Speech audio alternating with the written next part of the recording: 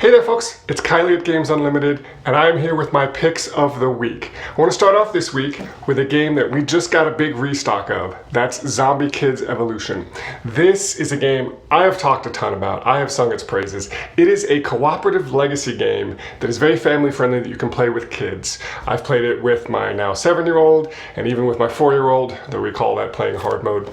What happens in Zombie Kids Evolution is you are a bunch of kids trying to protect your school from the zombie hordes that are coming in. And it's got this cutesy artwork. These aren't scary zombies at all.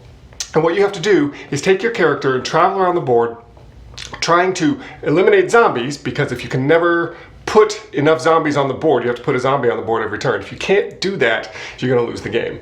But you need to travel to the edges of the school, the different courtyard areas, with 2 characters. It takes 2 characters to put a lock down there. You put the lock, if you can lock all 4, you win. Of course, that's just how the game starts. That's the easiest way to play. It's a legacy game, so you will unlock new rules, new types of zombies, new special abilities for your characters, and it's got this really cool booklet that uses stickers. That's what got my kids so engaged is, if you win games, you get to put extra stickers on. If you win games a certain way, you can set up certain handicaps, certain conditions for yourself to add stickers, and as you add stickers, you're going to unlock more rules, unlock more characters. Super cool game. The sequel is also out, Zombie Teens Evolution, just as good of a game, but I'm happy to have this one back in stock. That is Zombie Kids Evolution.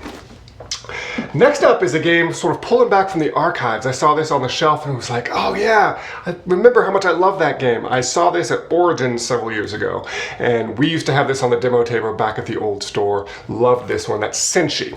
So this is a very simple game, plays in about 15 minutes. Each character, each player is going to have a little character card here, and your goal is to collect these different colored discs. There's going to be piles out in the center of 3 discs per pile, randomly set up. So on your turn, you're going to either grab a pile from the center and put it on your board. You only have room for 3 different piles though. Or you're going to train in one of the colors. What that basically means is you get to take the top color. Let's say I chose green. I get to take all the top greens on my stack and add them to my scoring area. And if there's a green under that, I get to take that one as well. So you're trying to set up, combos here, but the trick is that everyone else is also going to get to do that. So if I say, let's train green, everyone else is going to get to do it. So you want to choose a moment when you're going to get a lot out of training that color, but the other players aren't. And then the other nice thing is you're not just trying to get the most of one color. The winner of the game is actually the person whose smallest stack, whatever color they're the weakest in, if that is larger than everyone else's weakest color. So you really have to be even-handed in how you train. Super cool game. It plays wonderfully with 2 all the way to 4, and it's about a 10 or 15 minute game. So I would highly check this out. Recommend you check this out if you're looking for just a quick, light, almost filler type game that actually has a good bit of strategy in it. That's Senshi. And last up for the week, so I have been playing a lot of games with my daughter. She's been interested in trying heavier, meatier games, even though she's only 7 years old. So I decided to try out Agricola Family Edition.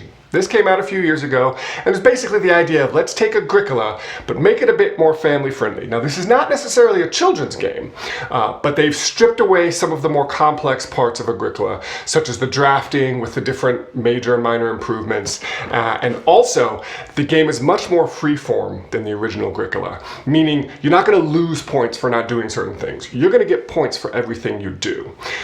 You have freedom to sort of build your farm and your house the way you want, but it still has that quintessential worker placement aspect that Agricola is known for. So on your turn, you're going to place one of your 2 workers out there, you're going to get resources, you're going to get wood, you're going to get ore, you're going to decide to upgrade your house so that you can have babies and have more workers. And of course, it wouldn't be Agricola if you didn't have to feed your workers. So every so often, you have to have enough food to feed everyone in your family. So there's this real push and pull between wanting to grow your family, not only because it gives you more actions, but also gives you more points. You get points for the more family members you have at the end of the game. But having those family members also means more mouths to feed. So it's a great, I wouldn't even necessarily say introduction to Agricola. I mean, you can play this over and over again and try a lot of different strategies, but it's also just doesn't quite have the cognitive overload that the original Agricola does. So if you have wanted to try a classic worker placement game like Agricola, If you have people that definitely are going to find the card drafting and all the different rules and nuances and the punishingness of the original Agricola, if that's not going to be quite your cup of tea but you want to try it, highly recommend Agricola Family Edition. Those are my picks for the week. I am Kylie at Games Unlimited, and I hope you will come down this week, find a great game, and unbox some fun. See you later.